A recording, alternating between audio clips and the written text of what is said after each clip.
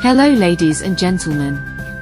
Welcome to Blue Computing. I am going to show you how to configure MFA, that is multi-factor authentication, for any user. Please go to the admin panel of Office 365 using your username and password. If you are an admin, you know the username and password. Now on the left pane, go for user and active users. On the previous video, I showed you how to add user. I added Jason Miller as a user.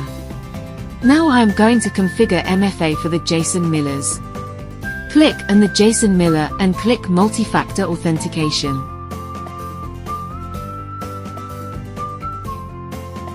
Now click on the user's name and on the right option click Enable.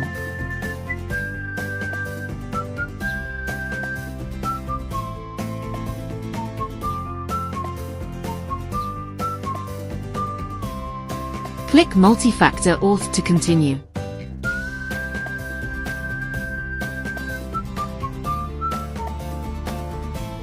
Click the username again and click Enforce.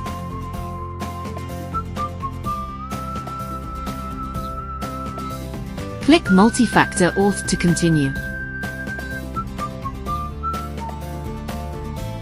You have successfully configured MFA for this user.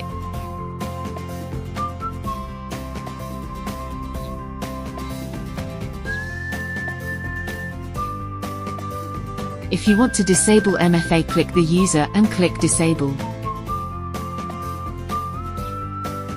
If you like the video, please subscribe this channel. Thank you very much for watching the full video.